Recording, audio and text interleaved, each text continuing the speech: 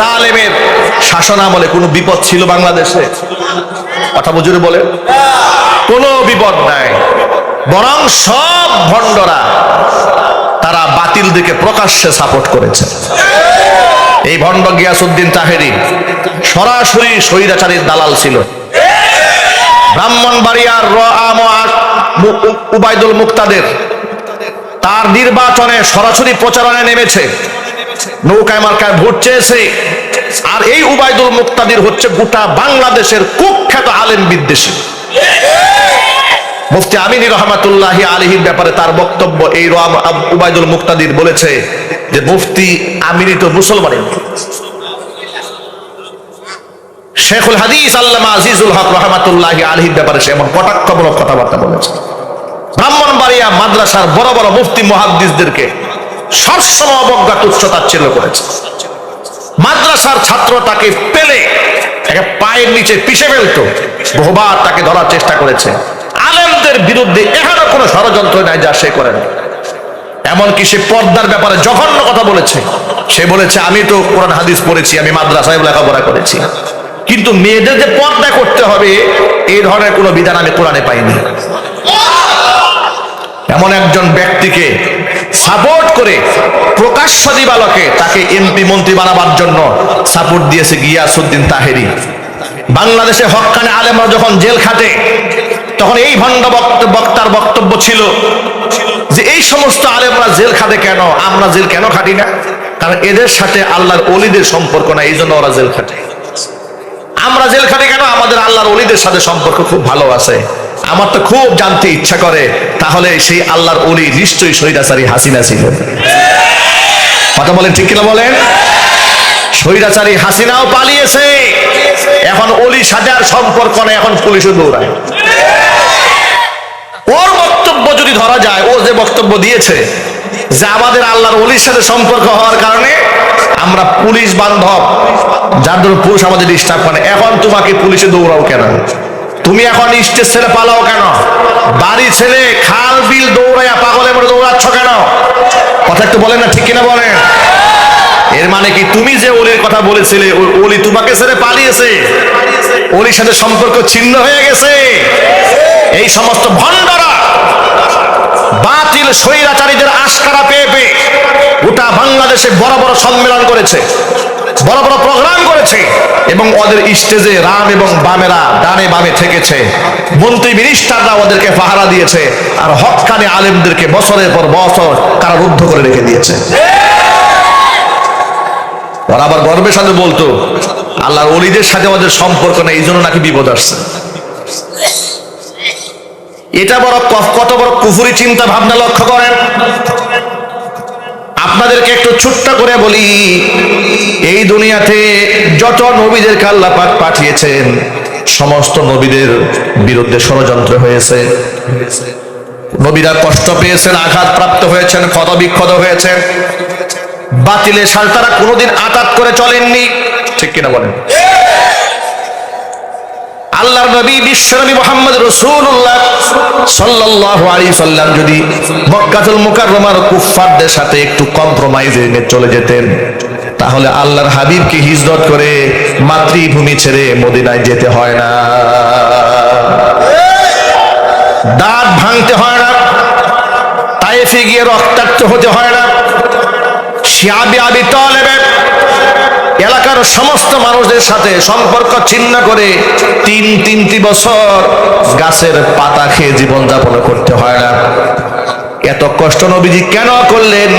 এই ভণ্ডগুলা বলে যে এই দেশের হক্কানি আলেমরা জেল খাটছে, আল্লাহর ওলিদের সাথে সম্পর্ক নাকি নাই, এই জন্য। ইমাম আবু হানিফা রহমাতুল্লাহি আলাইহি জেল খাটলেন কেন? আহমদ ইবনে হাম্বল রহমাতুল্লাহি আলাইহি জেল খাটলেন কেন? কেন তৎকালীন যুগের রাজা বাদশারা তাদেরকে কষ্ট দিয়েছে?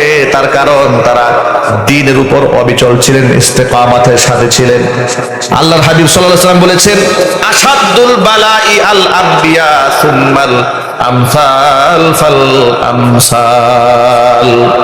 এই দুনিয়াতে সবচেয়ে বেশি কষ্টের সম্মুখীন হয়েছেন নবীগণ।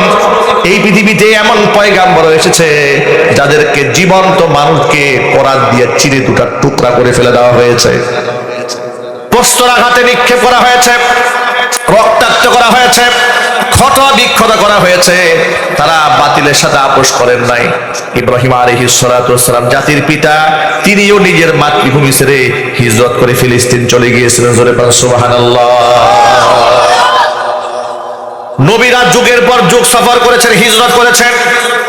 মুসা কালিমুল্লাহকে নিজের এলাকা ছেড়ে তাকে নদী পার হয়ে তাকে চলে যেতে হয়েছিল, নিজের মাতৃভূমি ছেড়ে তাকে পালিয়ে যেতে হয়েছিল। এইভাবে নবীগণ এলাকা ছেড়েছেন, হিজরত করেছেন, মার খেয়েছেন। দু জাহানের বাদশা ইমামুল মুরসালিন রাহমাতুল লিল আলামিন খাতামুল আম্বিয়া নবিয়ুনা মুহাম্মদুর রাসূলুল্লাহ সাল্লাল্লাহু আলাইহি সাল্লামকে নিদারুণ কষ্ট পেতে হয়েছে। আল্লাহর হাবিব বলেছেন, এই পৃথিবীতে সমস্ত নবীদের কষ্ট যদি এক পাল্লায় দেওয়া হয়, আর আমি মুহাম্মদ সাল্লাল্লাহু আলাইহি সাল্লামের কষ্ট যদি আরেক পাল্লায় দেওয়া হয়, সমস্ত নবীদের চাইতে আমার কষ্টের পাল্লাটাই ভারী হয়ে যাবে। কোরআন মাজিদের মধ্যে আল্লাহ তাআলা স্পষ্ট জানিয়ে দিয়েছেন, আহাসিবান নাসু আইয়ুতরাকু আইয়াকুলু আমান্না ওয়া হুম লা ইফতানুন। মানুষ কি মনে করে নাকি ঈমান এনেছি এই কথা বললেই ছেড়ে দেওয়া হবে? ওয়াহুম লা ইফতানুন, তাদেরকে পরীক্ষা করা হবে না। ওয়ালাকাদ ফাতান্নাল্লাযীনা মিন ক্বাবলিহিম ফালা ইয়ালামান্নাল্লাহুল্লাযীনা সাদাকু ওয়া লা ইয়ালামান্নাল কাযিবিন।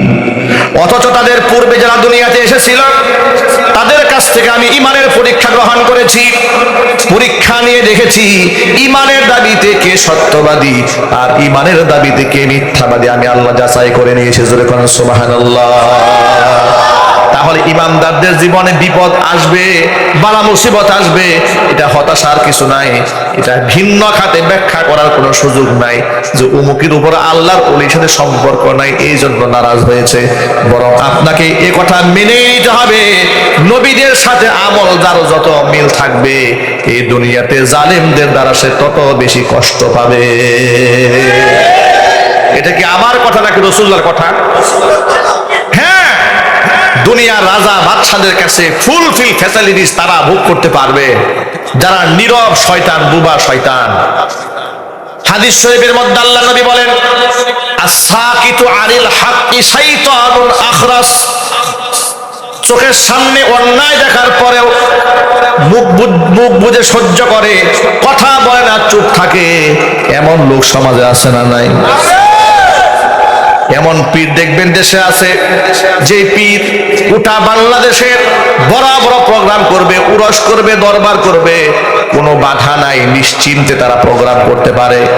আবার এমন আলেম আছে যে আলেম নিজের মসজিদে দাঁড়াইয়া খুতবা পর্যন্ত দিতে পারে না, পুলিশ পিটাইয়া সাইজ করে দেয়। ঠিক কিনা বলেন? আমার কথা হচ্ছে, আপনিও দিনের কাজ করেন, ইনিও দিনের কাজ করেন, ইনার প্রতি মানুষ এত খেপা কেন? জালেমরা এত খেপা কেন? জাতীয় সংসদে দাঁড়িয়ে এক জালেম বলেছিল, এই বাংলাদেশের তথাকথিত মন্ত্রী ছিল সে শয়তান, সে বলেছিল বাংলাদেশের কারাগারে নাকি কোনো হক্কানে আলেমদেরকে ঢুকানো হয় নাই। সে গর্ব করে বলেছে যাদেরকে কারাগারে ঢুকানো হয়েছে সব ধর্ম ব্যবসায়ী আর জঙ্গি, জঙ্গিদেরকে গ্রেফতার করা হয়েছে, কোনো হক্কানে আলেমদেরকে গ্রেফতার করা হয় নাই। আপনারা কি এ কথাকে সত্য মনে করেন? সে কি সত্য বলেছে না মিথ্যা বলেছে? ওরা এত বড় মিথ্যাবাদী, ওরা এত বড় দাজ্জাল, ওরা এত বড় কাজ্জাব। আল্লাহ পাকের লানতে আকাশ বাতাস ভারী হয়েছে, বদদুয়া এদেশের আলেম ওলামাদের চোখের পানিতে জায়নামাজ ভিজেছে, বুক ভিজেছে, দাড়ি ভিজেছে। আল্লাহ পাকের দরবারে তাদের দোয়া এমন ভাবে মঞ্জুর হয়েছে, তারা দেশ ছেড়ে এমন ভাবে পালিয়েছে, পৃথিবীতে ফেরাউনের পতন এত নৃশংস হয় নাই যেভাবে ওদের হয়েছে।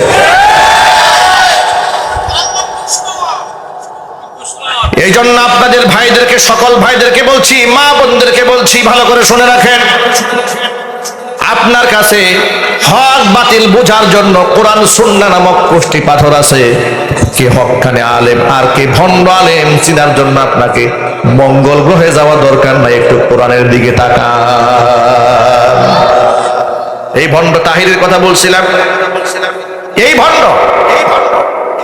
মাহফিল স্টেজে বসে মমতাজ বেগমের গান গায়। কথা বলে না কেন?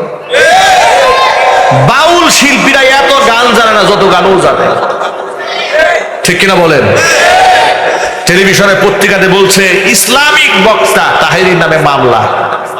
আমি বলেছি এই লেখাটা সম্পূর্ণ ভুল, বলতে হবে বাউল বক্তা তাহেরির বিরুদ্ধে মামলা, অথবা বলতে হবে ভণ্ড বক্তা তাহেরির বিরুদ্ধে মামলা। কথা বলতে হবে তো ভাই, একই হকপন্থী না ভণ্ড?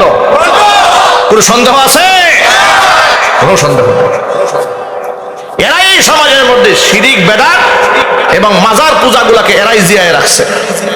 এরাই মাহফিলের স্টেজের মধ্যে নাচানাচি কুদাকুদি করেছে, ঠিক কিনা বলেন? ওরা বলে আমরা সেমা গাই, আমরা শান গাই।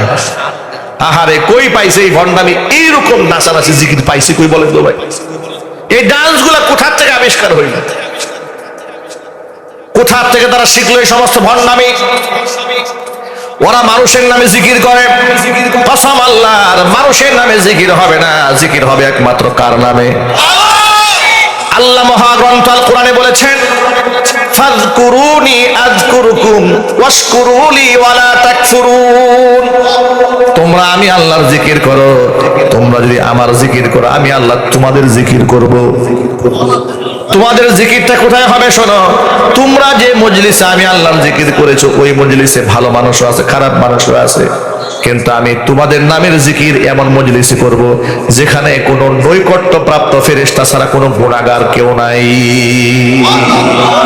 আমি ফেরেশতা বহলে তোমার আলোচনা করব। চিল্লা কর সুবহানাল্লাহ। আল্লাহ পাক কোরআন মাজিদে সূরা রাদের মধ্যে বলেন, আলা বিযিকরিল্লাহি তাতমাইন্নুল কুলুব। জেনে রেখো আমি আল্লাহর জিকিরের মাধ্যমে অন্তরটা প্রশান্ত লাভ করে। জোরে কোন সুবহানাল্লাহ। জিকিরের নামে ভণ্ডামি ওরাই দেশের মধ্যে চালু করেছে, ঠিক কিনা বলেন? হিমতে হিমতে জিকির ওরা চালু করেছে। কথা বলেন। বৈশাখ ওরাই চালু করেছে। কথা বলেন। শুধু কি তাই, এমন অস্পষ্ট জিকির, হ্যাঁ ও জিকির ওরা আবিষ্কার করেছে। কথা বলেন, ঠিক কিনা বলেন?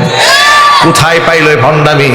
এরপরে স্টেজে দাঁড়াইয়া আহারে কত ধরনের ডান্স, কত প্রকারের লাফালাফি। কসম আল্লাহর, আপনার কাছে কোরআন সুন্নাহর কোষ্ঠী পাথর আছে, যদি কোরআন হাদিসে পেয়ে থাকেন কোনো আপত্তি নাই, কিন্তু যদি না পান বুঝতে হবে এগুলা ভণ্ডামি ছাড়া কিছুই নয়। আল্লাহ নবী সাল্লাল্লাহু আলাইহি ওয়াসাল্লাম বললেন, কি বললেন শোনেন। হুজুর বললেন, ও সাহাবীরা শোনো, তাফাররাকাত বানু ইসরাঈল আলা 72 মিল্লাহ। বনি ইসরাঈল সম্প্রদায়ের লোকেরা 72টা দলে বিভক্ত হয়ে গিয়েছিল। ওয়াসাতাফতারিকু উম্মতি আলা 73 মিল্লাহ। আর আমি মুহাম্মদ সাল্লাল্লাহু আলাইহি ওয়াসাল্লামের উম্মতেরা 73টা দলে ভাগ হয়ে যাবে। কুল্লুহুম ফিন্নার, সবগুলি দল জাহান্নামে যাবে, ইল্লা মিল্লাতান ওয়াহিদা, কেবলমাত্র শুধুমাত্র একটা দল জান্নাতে যাবে। কিলা মা হিয়া ইয়া রাসূলুল্লাহ, প্রশ্ন করা হলো যেই দলটি জান্নাতে যাবে হে রাসূল তার পরিচয় বলে দিন। নবীজি সাল্লাল্লাহু আলাইহি ওয়াসাল্লাম বললেন, মা আনা আলাইহি ওয়া আসহাবি। যে আদর্শের উপরে, যে আমলের উপরে, যে মতের উপরে, যে পথের উপরে আমি মুহাম্মদ সাল্লাল্লাহু আলাইহি ওয়াসাল্লাম নিজে আছি, আমার সাহাবায়ে কেরাম যে আদর্শের উপর আছে ওই আদর্শিক কাতারটাই জান্নাতি কাতার। এবার আপনারা একটু জোরে সোরে বলতে হবে, সাহাবায়ে কেরাম মানুষকে সিজদা করেছেন? তাহলে যারা মানুষের পায়ে সিজদা দেয় স্পষ্ট বোঝা যায় এটা সাহাবীদের আদর্শের দল নয়, এটা শয়তানের আদর্শের দল। ইয়ামান থেকে সাহাবায়ে কেরাম হিজরত করে একটু ঘোরাফেরা করে আসলেন, ব্যবসায়িক কাজ করে এসেছেন। আল্লাহ রাসূলকে ডেকে বলছে, ইয়া রাসূলুল্লাহ, ইয়া হাবিবাল্লাহ, আমরা আপনার পায়ে সিজদা দিতে চাই। রাসূল বললেন, কেন সিজদা দিতে চাও? সেখানে গিয়ে আমরা দেখেছি ধর্মযাজক যারা, খ্রিস্টানদের পাদ্রী যারা, তাদেরকে খ্রিস্টান ধর্মাবলম্বীর পায়ে সিজদা দিচ্ছে। তা আপনিও তো আমাদের ধর্মগুরু, আমরা আপনার পায়ে সিজদা দিতে চাই। হুজুর বলে, আমার ইন্তেকালের পরে তোমরা কি আমার কবরে সিজদা দিবে নাকি? বলে, না, মোটেও দেব না। আল্লাহ নবী আল্লাহর কাছে দোয়া করে বলেছেন, আল্লাহুম্মা লা তাজআল কবরি ওয়াসানান ইউবাদ।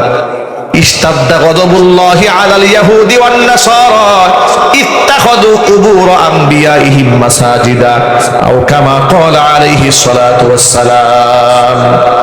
নবীজি সাল্লাল্লাহু আলাইহি সাল্লাম বললেন, হে আল্লাহ, আল্লাহুম্মা লা তাজআল কবরি ওয়াসানান, আল্লাহ তুমি আমার কবরটাকে এমন ভাস্কর্য বানিয়ে দিও না, এমন মূর্তি বানিয়ে দিও না, এমন ভাস্কর্য, এমন প্রতিমা তুমি বানিয়ে দিও না যার ইবাদত করা হবে। আল্লাহ তুমি আমার কবরটাকে ইবাদতের যোগ্য প্রতিমা বানিয়ে দিও না। আল্লাহর কাছে দোয়া করেছেন। এরপর নবীজি বলেন, ইশতাদ্দা গযবুল্লাহি আলাল ইয়াহুদি ওয়ান নাসারা, ইহুদি নাসারাদের উপরে আল্লাহ পাকের ক্রোধ এটা মারাত্মক রূপ ধারণ করেছে। তার কারণ ইত্তাখাযু কুবুর আমবিয়াইহিম মাসাজিদা, তারা তাদের নবীদের কবরগুলোকে সিজদার জায়গা বানিয়ে দিয়েছিল। এরপর আল্লাহর হাবিব সাল্লাল্লাহু আলাইহি সাল্লাম আরেকটু অ্যাডভান্স করে বলেন, ও সাহাবীরা শোনো, লাউ কুনতু আমিরান আহাদান আইয়াসজুদা লিগাইরিল্লাহ, এই পৃথিবীতে যদি আল্লাহ ছাড়া মানুষ হয়ে মানুষকে আমি কাউকে সিজদা করার হুকুম করতাম, লা আমারতুল মারআতা আন তাসজুদা লিজাওজিহা, তাহলে পৃথিবীর নারীদেরকে বলতাম তারা যেন স্বামীর পায়ে সিজদা দেয়। নবী করিম সাল্লাল্লাহু আলাইহি ওয়াসাল্লাম হাদিসের শেষাংশের মধ্যে বলেন, ওয়াল্লাহি, আল্লাহর কসম করে বলি, লা তুআদ্দিল মারআতু হাক্কা রাব্বিহা হাত্তা তুআদ্দিয়া হাক্কা যাওজিহা, একটা নারী ততক্ষণ পর্যন্ত নিজের রবের হক আদায় করতে পারে না যতক্ষণ না পর্যন্ত সে নিজের স্বামীর হক না আদায় করে। সুবহানাল্লাহ। এই যে হাদিস আমি আপনাদের সামনে পাঠ করেছি, কি মনে হলো সাহাবায়ে কেরাম রাসূলকে সিজদা দিয়েছে? আল্লাহর নবী মানুষের সিজদা অ্যাকসেপ্ট করেছেন? তারা যখন ভণ্ড পীরের পায়ে সিজদা দেয়, মাজারে সিজদা দেয়, তখন আমরা যখন বাধা দেই, নিষেধ করি, কি বলে জানেন? তারা একটা ভিন্ন মাসালা বলে। তারা বলে, আমরা তো ইবাদতের সিজদা দেই না, আমরা তাজিমি সিজদা দেই। তাজিম মানে সম্মানের সিজদা দেই। আহারে, কি সম্মান পীরের! পায়খানা করে পানি নেয় না পীর, কথা বলে না কেন? আপনি বলবেন, হুজুর আপনি দেখছেন নাকি? আর বাবা, পায়খানা করে পানি নেয় না বুঝিয়েছি আপনাদেরকে, এটার রূপক অর্থ মানে যার কাছে শরীয়তের কোনো বালাই নাই, যার কানে জায়েজ না জায়েজের কোনো ইলিম নাই, কথা বলতে হবে তো ভাই। এই জন্য বলেছি পায়খানা করে পানি নেয় না, এই কথার ব্যাখ্যা এটাই। যার কাছে শরীয়তের মাসালা নাই, নারীদের হাতে হাত রাখতেছে, নারীদের সাথে মুআনাকা মুসাফা করছে, এমনকি নারীরা পীর সাহেবের হাত ধরে চুম্বন করছে, পায়ে সিজদা পড়ে আছে, নারীদের হাতে, নারী মুরিদের পিঠে পীর সাহেব হাত বুলায় দিচ্ছে, এরপরে বুকের সাথে জাপটায় ধরে রাখতেছে। নাউজুবিল্লাহ। এমন এক ভণ্ড, চাঁদপুরের দিকে বাড়ি, কি যেন নাম, কিছুদিন আগে পুলিশে তাকে গ্রেফতার করেছিল, বেশ কিছুদিন অ্যারেস্ট ছিল। পাবলিক এমন পেদাইছে, হাত পা ভেঙে দিয়েছিল। কয়েকদিন আগে দেখি কোন ইউটিউবার বা সাংবাদিক তাকে প্রশ্ন করছে, আচ্ছা কোন সুন্দরী মহিলা যদি আপনার চোখের সামনে পড়ে তো আপনি কি করবেন? সে বলছে, কেন, আমি এই সৌন্দর্যটা দেখে উপভোগ করব। আল্লাহর নিয়ামত এত সুন্দর, আল্লাহ সৃষ্টি বানাইছে, আমি দেখে দেখে উপভোগ করব। এই মানুষটা শয়তান। দেখেছেন আল্লাহ রাসূল কি বললেন, হুজুর বললেন? যুবকরা আছেন তো নাকি? কষ্ট হচ্ছে আপনাদের? নবী করিম সাল্লাল্লাহু আলাইহি ওয়াসাল্লাম বললেন, চলার পথে যদি কোনো নারী কোনো পুরুষের চোখের সামনে পড়ে যায়, ওই পুরুষ যদি আল্লাহর ভয়ে চক্ষুকে নিম্নগামী করে, আল্লাহ তাআলা ওই পুরুষের অন্তরে ঈমানের স্বাদ পৌঁছায়া দেয়। কত মজার কথা এটা! নামাজে যাদের মন বসে না, এটা তাদের জন্য একটা বিরাট আমল। চোখের হেফাজত করেন, দেখবেন নামাজে মন বসবে। নামাজের মধ্যে অস্থিরতা কেন আসে? কারণ একটাই, চোখের হেফাজত হচ্ছে না। যুবকেরা, অনেকে আপনারা মনে মনে ভাবেন, হুজুর আমি তো জিনা ব্যভিচার করি না। মনে রাখবেন, লজ্জাস্থানের জিনাকেই শুধু হাদিসে কোরআনে জিনা বলা হয়নি। চোখেরও জিনা আছে, কানেরও জিনা আছে, হাতেরও জিনা আছে, মনেরও জিনা আছে, পায়েরও জিনা আছে। বুখারী শরীফের হাদিসের মধ্যে এসেছে, অপারেটর ভাই সাউন্ড একবার বন্ধ হয়ে গেছে, অপারেটর আছে? নবী করিম সাল্লাল্লাহু আলাইহি সাল্লাম বলেছেন, আল আইনানি জিনাহুমান নাজরু, দুটা চোখের জিনা হচ্ছে চোখ দিয়ে পর নারীর সৌন্দর্যকে উপভোগ করা, তার দিকে তাকানো। ওয়াল উযুনানি জিনাহুমাল ইস্তিমা, দুই কানের জিনা হচ্ছে কান দিয়ে পর নারীর কথা শোনা। হাতের জিনা হচ্ছে পর নারীকে হাত দিয়ে স্পর্শ করা। পায়ের জিনা সেদিকে এগিয়ে যাওয়া। অন্তরে জিনা হচ্ছে বাজে কল্পনা করা। এটা টোটাল সম্পূর্ণরূপে হালাল না হারাম। স্কুলে কলেজে সহশিক্ষা যত জায়গায় হয়, সব জায়গায় জিনা ব্যভিচারের পরিবেশ আছে না নাই? এই জন্য এই দেশের আলেমরা সহশিক্ষার বিরুদ্ধে কথাবার্তা বলে। হেফাজতের 13 দফার দাবির মধ্যে এটা একটা অন্যতম দফা ছিল, নারী পুরুষের আলাদা কর্মসংস্থান, আলাদা শিক্ষাঙ্গন, পাঠদানকে ভিন্ন করতে হবে।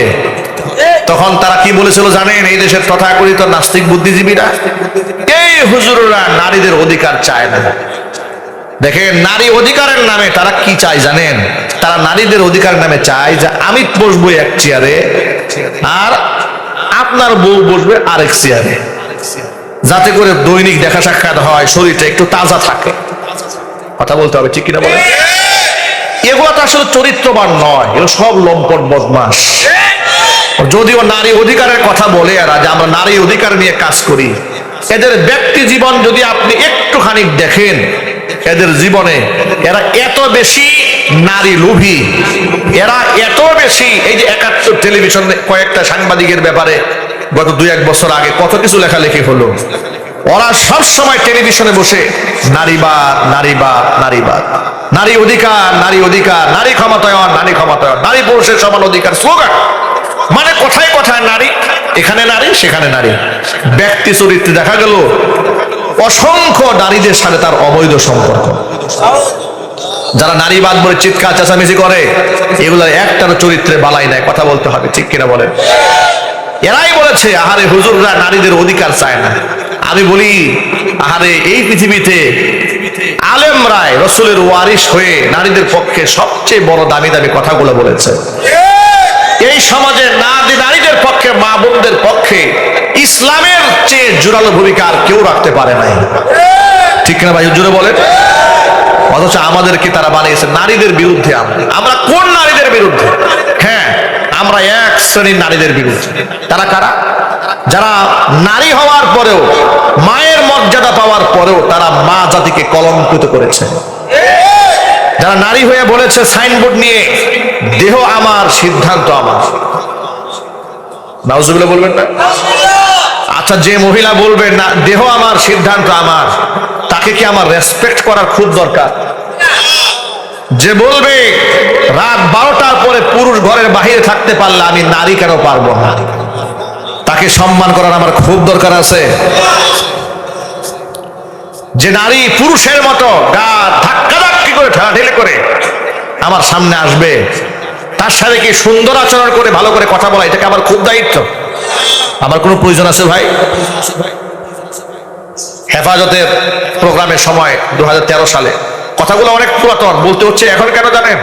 কারণ এই এতগুলা বছর তো স্বৈরাচারে আমাদেরকে কথা বলতে দেয় নাই। ঠিক কিনা বলেন? ওই এক নারী সাংবাদিক হেফাজতের সমাবেশে গেছে আলেমুল আমাদের সাক্ষাৎকার নেওয়ার জন্য। আলেমরা এর সাথে কোনো কথাবার্তা বলেন, যেটা আপনাদের সাথে আমরা কি কথাবার্তা বলবো? বেকানা মহিলা, মাথায় কাপড় চাপড় নাই, শরীরে কাপড় চাপড় নাই, সে গেছে সাংবাদিক কথা বলতে, আলেমরা কথা বলে নাই। ওরে বাপরে, কি চেতনা! এমন চেতনা জাগ্রত হলো, পরের দিন পত্রিকায় মোটা দাগে লিখে দিল এরা সব নারী বিদ্বেষী, সাংবাদিককে অপমান করেছে, নারী জাতকে অপমান করেছে। আরে বেটা, কোন নারীকে আলেমরা অসম্মান করে নাই, বরং নারী নামক হিজড়া যারা, কথা বলেন, নারী নামক আধা পুরুষ আধা নারী, এগুলা কি নারী না পুরুষ চিনতেও 10 মিনিট লাগে। ঠিক কিনা বলেন? ওই যে একজন বলছে মর্দা মহিলা, এই মর্দা তথাকথিত মর্দা মহিলাদেরকে আলেমরা রেসপেক্ট করে নাই, সম্মান করে নাই। আলেমদের কাছে নারীদের বিরাট সম্মান, আলেমদের কাছে কাছে নারীরা সবচেয়ে বেশি সম্মানিত। কসম আল্লাহ। আচ্ছা, আপনাদেরকে বুঝাবার জন্য বলি, আপনারা এই মেহেরবানি করে জবাব দিয়ে বলেন তো, স্বর্ণ অলংকার এটা কি যেখানে সেখানে ফেলে রাখেন আপনারা? কোথায় রাখেন? সিন্ধুকে। ওপেন না তালা দিয়া? তালা দিয়ে রাখেন। তার চাবি রাস্তায় ফেলে রাখেন না? দিয়েছেন তালা, রাখছেন সিন্ধুকে, চাবিটাও গোপন করে রাখছেন। কেন? ওর একটা দাম আপনার কাছে আছে, মূল্য আছে। আলেম ওলামা পীর বুজুর্গদের কাছে তাদের মা, তাদের মেয়ে, তাদের স্ত্রী, আপনার কাছে স্বর্ণ যেমন মূল্যবান, আমার কাছে আমার স্ত্রী, আমার কন্যার মর্তবা কোটি কোটি স্বর্ণের চাইতে বেশি মূল্যবান। এই জন্য আমি আমার মা বোনদেরকে আগলায় রাখি, পর্দায় রাখি। আপনি আপনার বউকে বেপর্দায় কেন রাখেন? কারণ আপনার বউয়ের চালানা মূল্য আপনার কাছে। কথা বলতে হবে, ঠিক কিনা বলে? যদি আপনার কাছে আপনার স্ত্রীর দাম থাকতো, মূল্য থাকতো, যদি আপনার মেয়ের মূল্য আপনার কাছে থাকতো, সিন্ধুকে টাকা যেমন আপনি লুকায় রাখেন, মেয়েটাকে আপনি পর্দার আড়ালে রাখতেন, স্ত্রীকে পর্দায় রাখতেন। কারণ আপনার স্ত্রী, আপনার মেয়েটা যখন, আপনার বোন যখন রাস্তায় চলে, সমাজের মধ্যে শুধুমাত্র খাজা মঈনুদ্দিন চিশতি রহমাতুল্লাহি আলাইহির মতো আল্লাহর ওলিরা বসবাস করে না, এই সমাজের মধ্যে শাহরিয়া কবিরদের মতো বদমাশরা বসবাস করে। ঠিক কিনা বলেন? সমাজের মধ্যে শুধু আলেম ওলামা পীর বুজুর্গ থাকে না, বরং শিক্ষক পরিমলের মতো ধর্ষক হয়ে সমাজের মধ্যে থাকে।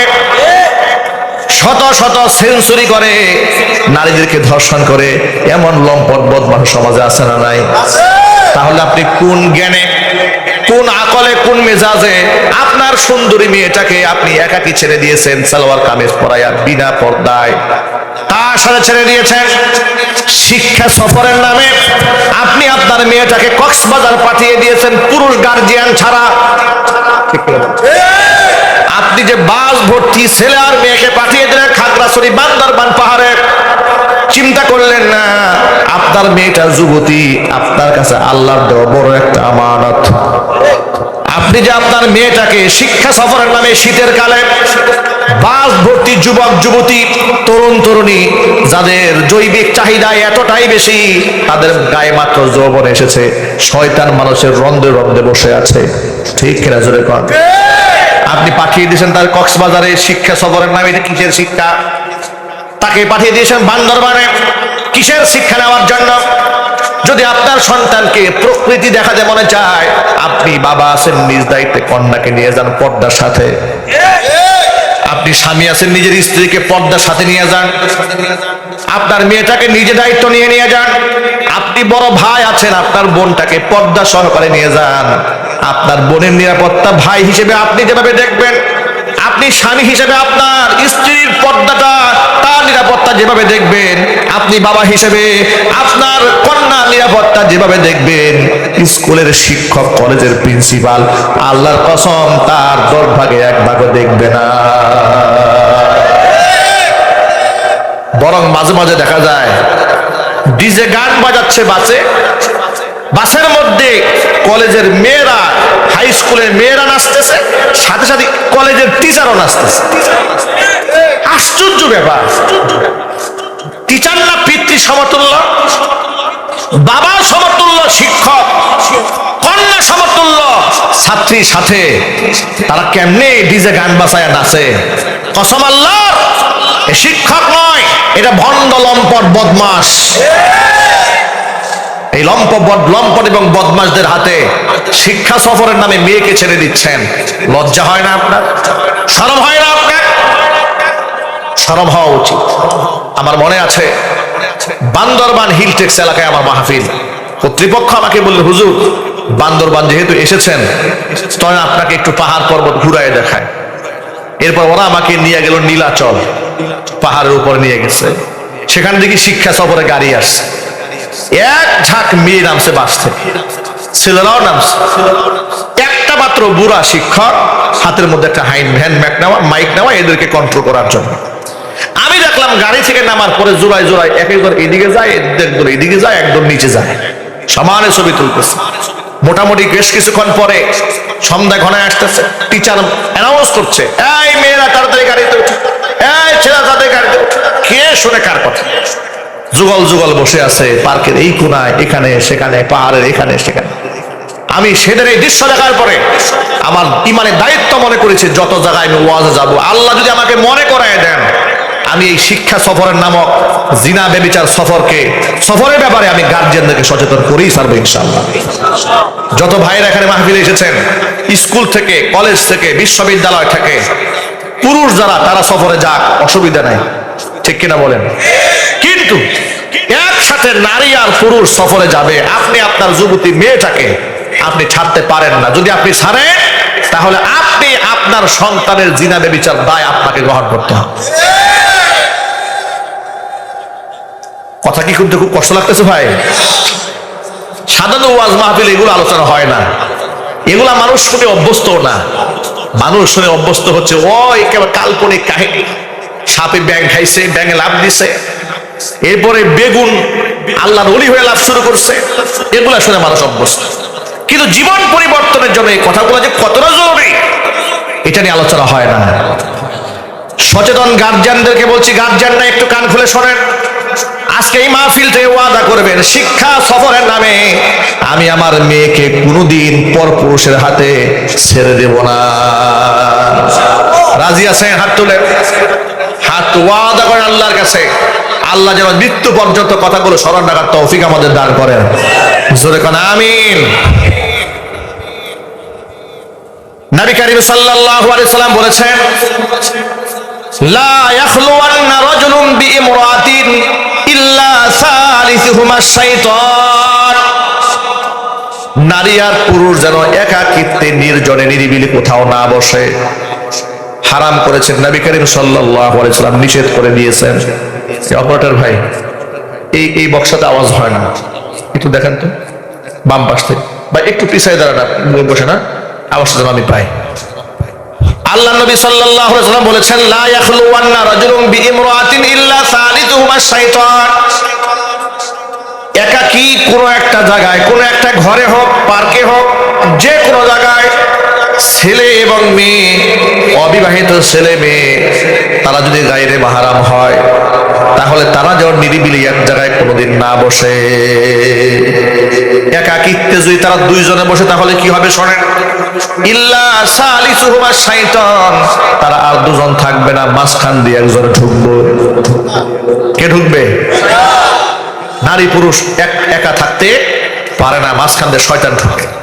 এই শয়তান ততক্ষণ পর্যন্ত এদের পিছু ছাড়বে না, যতক্ষণ এদেরকে জিনা ব্যভিচারে মুক্তালা না করে, ততক্ষণ পিছ ছাড়বে না।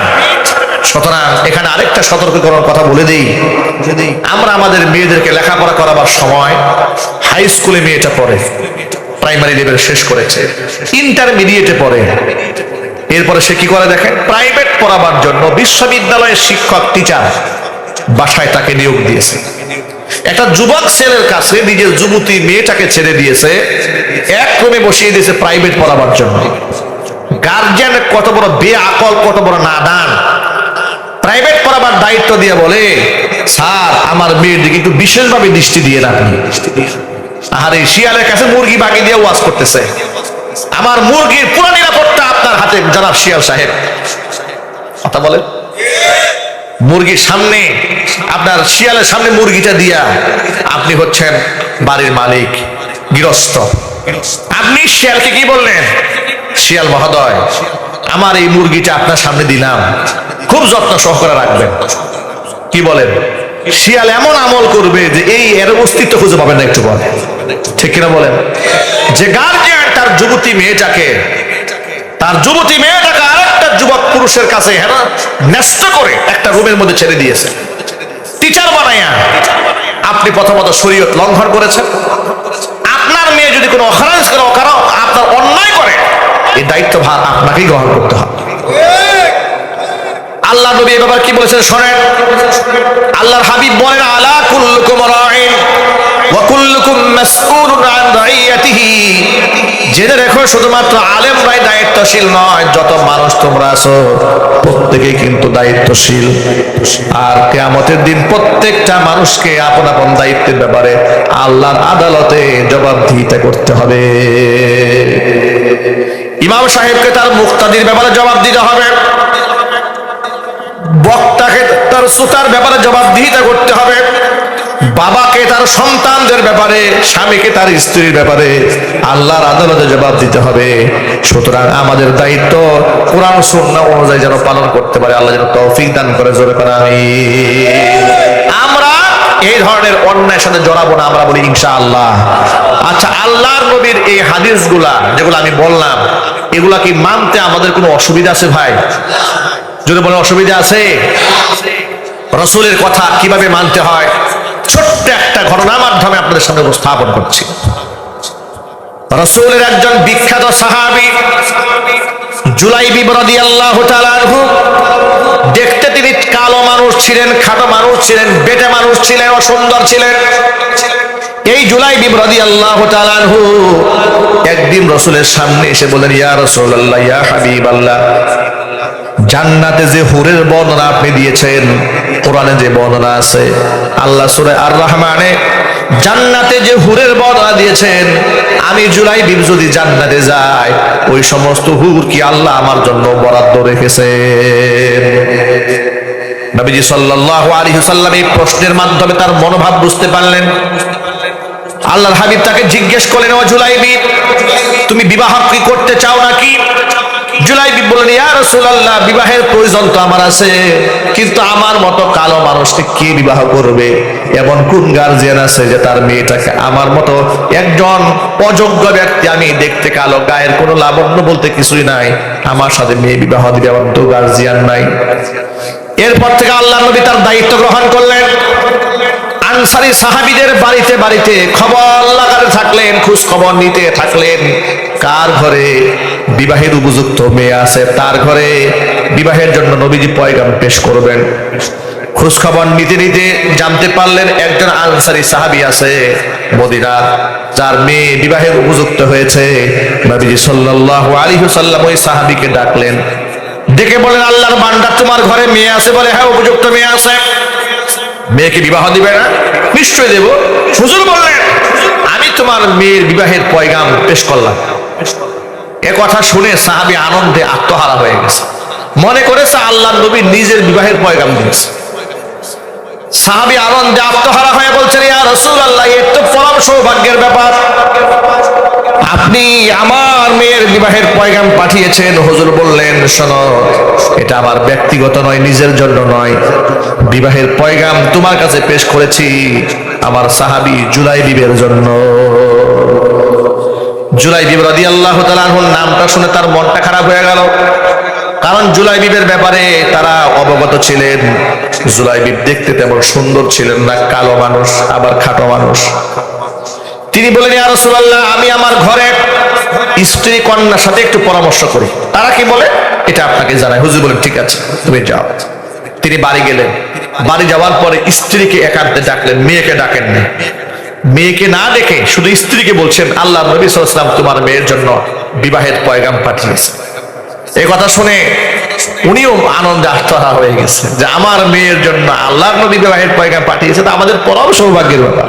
সুবহানাল্লাহ। তিনি বললেন, একটু আস্তে, এত বেশি খুশি হওয়ার কোনো কারণ নেই। রাসূল বিবাহের পয়গাম পাঠিয়েছেন, তবে নিজের জন্য নয়, বিবাহের পয়গাম পাঠিয়েছেন তার সাথী, তার সাহাবী জুলাইবিবের জন্য। জুলাইবিব সম্পর্কে তিনি আগে থেকে অবগত ছিলেন। তিনি তার নামটা শোনা মাত্র মনটা খারাপ হয়ে গেল। আল্লাহ নবী সাল্লাল্লাহু আলাইহি ওয়াসাল্লাম আমাদের সুন্দরী মেয়ের জন্য এমন একটা পাত্র সিলেক্ট করলেন, আপনি এক কাজ করেন, রাসূলের কাছে গিয়া এই প্রস্তাবটা প্রত্যাখ্যান করে দিয়ে আসা।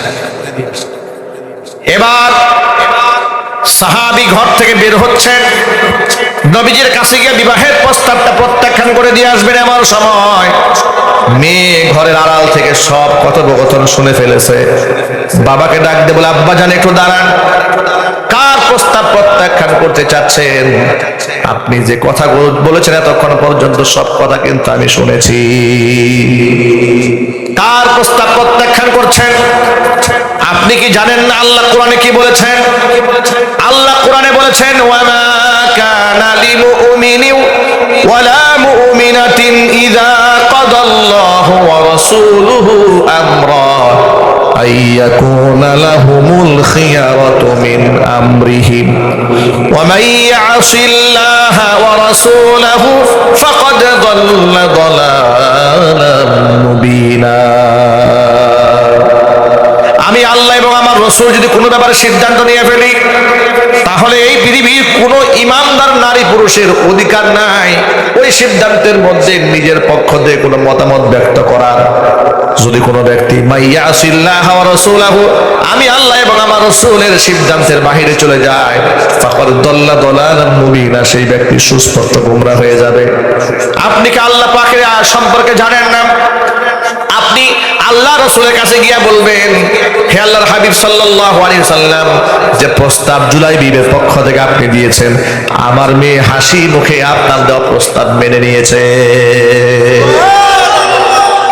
যুবকেরা, মায়েরা, বোনেরা, একটু আন্দাজ করতে পেরেছেন?